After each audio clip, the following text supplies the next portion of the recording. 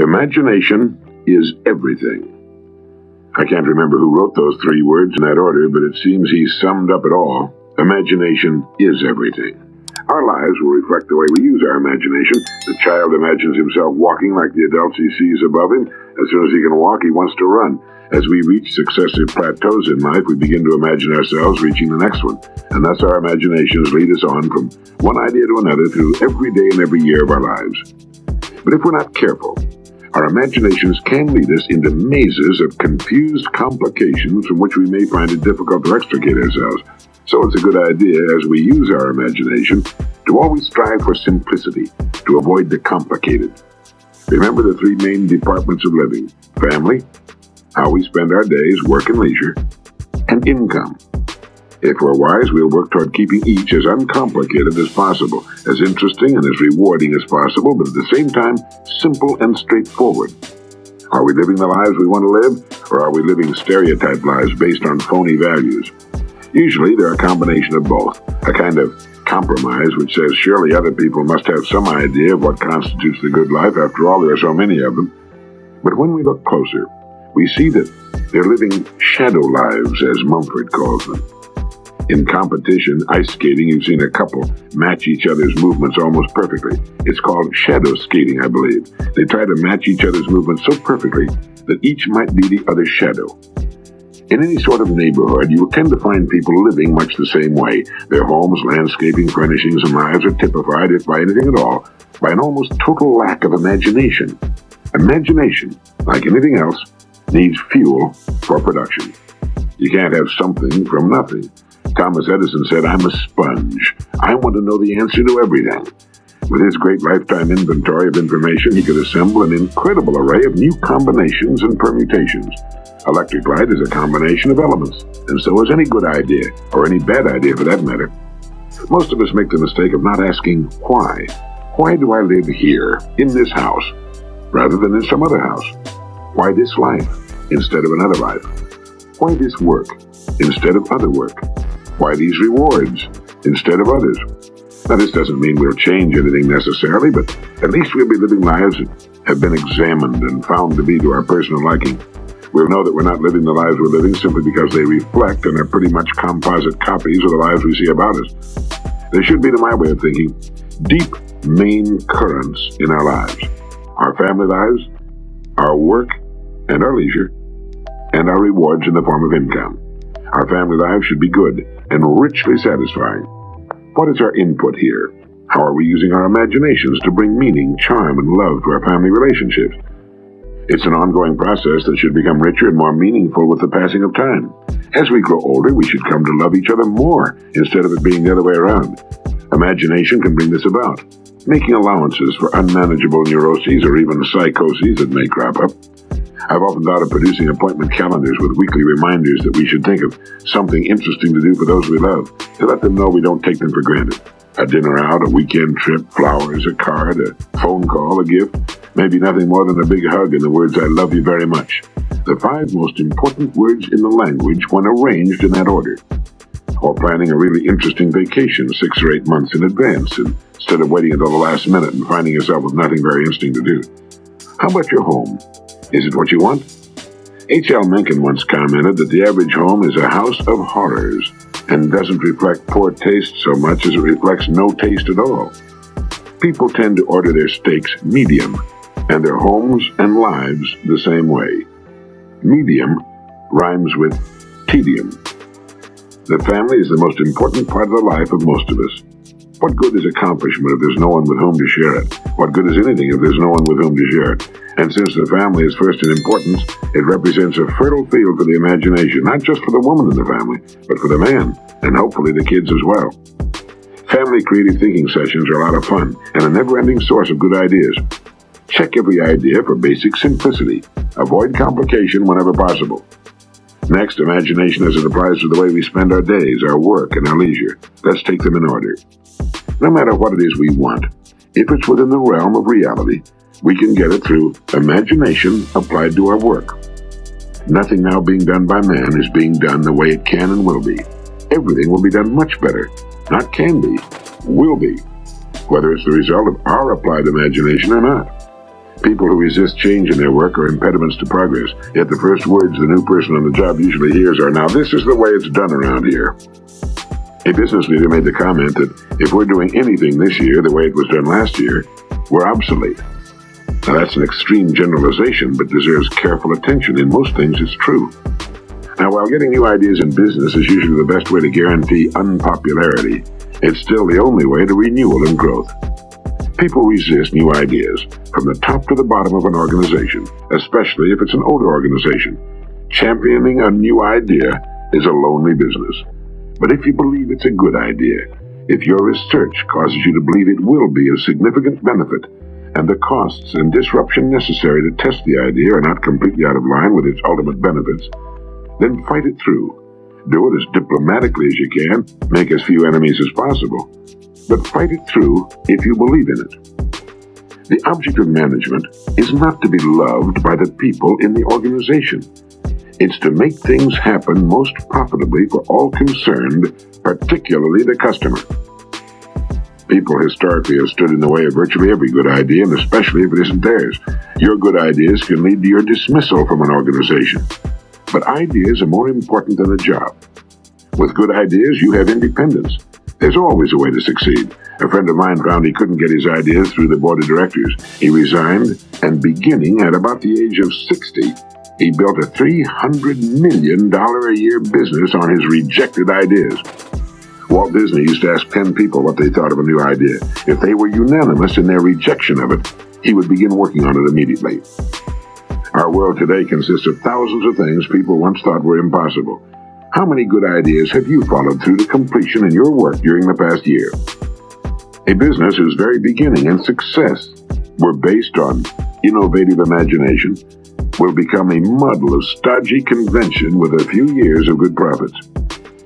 Ask yourself, what business am I in? What is its purpose? How does it contribute to the well-being of mankind? And how can I make it better? Not how can we produce more necessarily. We have almost overproduced ourselves into a world junk pile. In trying to produce more and more, many businesses have lost sight of real quality. Quantity became the god, with a small increment of profit on mountain ranges of units, gadgets, shiny junk that fell apart when the purchaser got it home, knobs that broke or fell off, buttons that came off, toys that couldn't stand the strain of being unwrapped. Towering mountain ranges of shiny, worthless junk. None of it worth our time, let alone our money.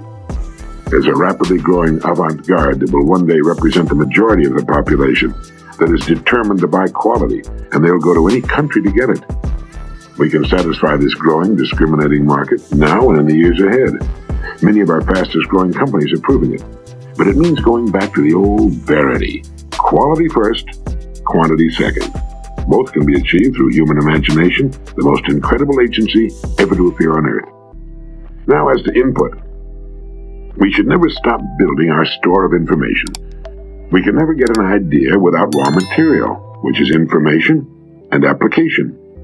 If there's real talent there too, so much the better, but talent has a way of developing with hard application, daily application, perspiration, long hours of study and deep thought. Become a sponge for information that applies to what you do. Read everything you can find on the subject. Build a fine library of books that are filled with the ideas of others on your specialty, whatever it may be. You know, my wife is a great cook. She must have 30 cookbooks. People who say they're great cooks without ever reading the ideas of others are kidding themselves. I know a writer who refuses to read the works of other writers. He's never amounted to much. Great painters have always learned more from other painters than they did from nature, and they still do. Somerset Maugham laboriously copied the style of writers he admired. I mean, he would sit and copy page after page of the actual words they wrote, so that he could learn how they wrote. He then wrote the stories he wanted to write, with a marvelously finished skill. You know, when I first started in radio, I listened carefully to the country's best and highest paid radio personalities. They had learned their skills through many years of hard work. I learned a great deal from them. All I had to do was turn on my radio and listen. Frank Sinatra learned his amazing breath control from Tommy Dorsey, and every great performer who ever lived has had a model or models he or she studied and admired and wanted to emulate. How about you?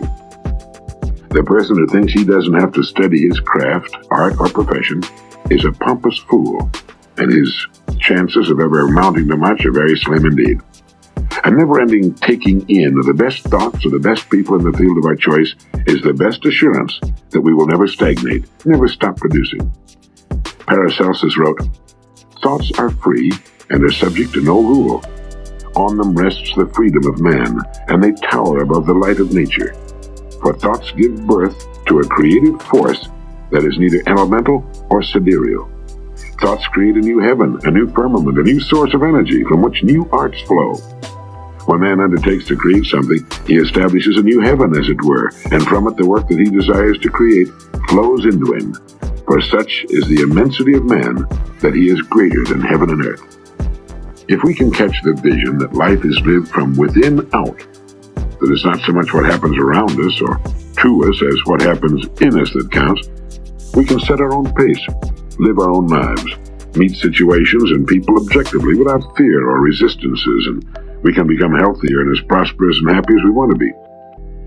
What would it be like to be a fully mature, self-actualizing, fully functioning human being?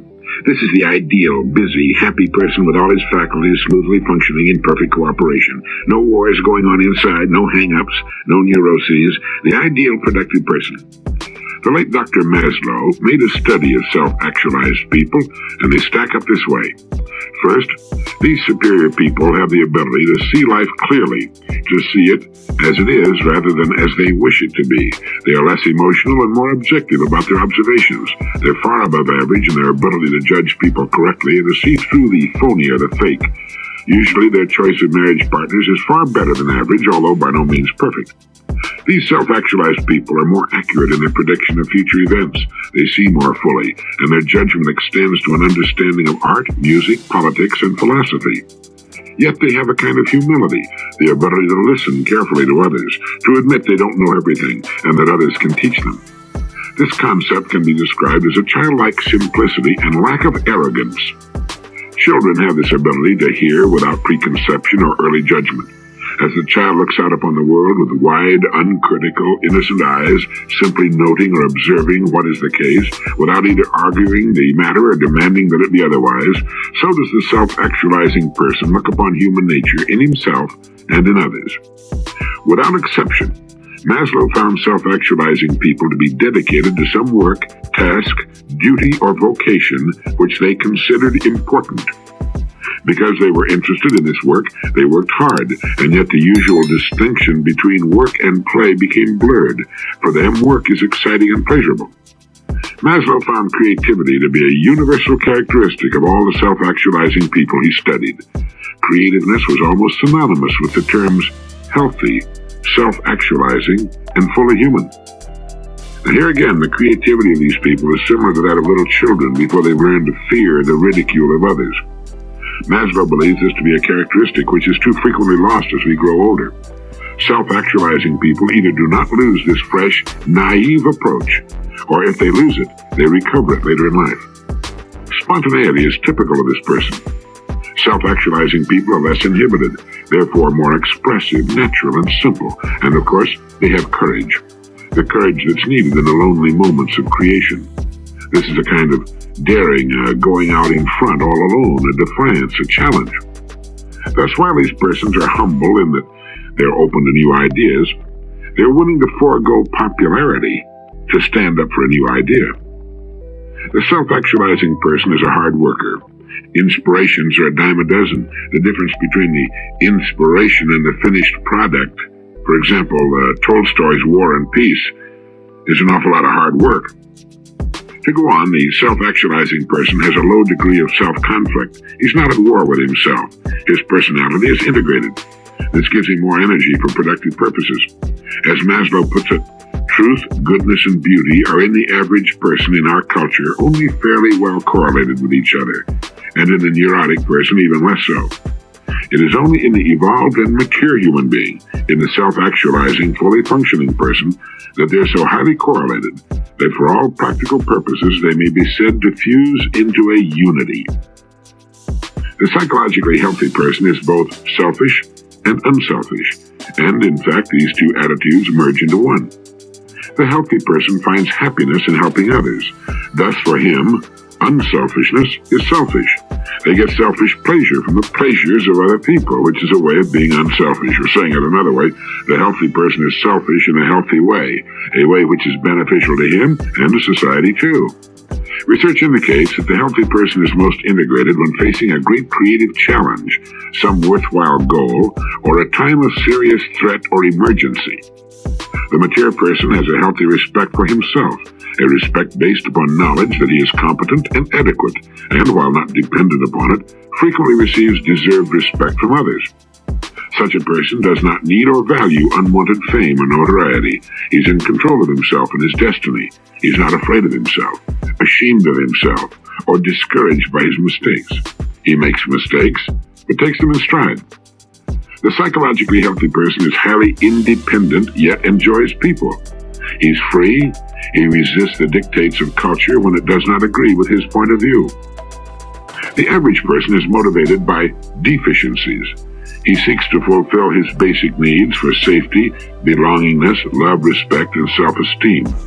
The healthy person is motivated by a desire for self-actualization or growth. Dr. Maslow said to his students, if you deliberately plan to be less than you are capable of being, then I warn you that you will be unhappy for the rest of your lives. You will be evading your own capacities, your own possibilities. Henry James, the very prolific American novelist, brother of William James, who is often called the father of American psychology. In fact, the James family remained outstanding for generations. Henry James once wrote in The Ambassadors, live all you can. It's a mistake not to. It doesn't so much matter what you do in particular, so long as you have had your life. If you haven't had that, what have you had? What one loses, make no mistake about that. The right time is any time that one is still so lucky as to have. Live. Well, that wouldn't be a bad piece of advice to have framed and placed in a conspicuous place, would it? Live all you can. It's a mistake not to.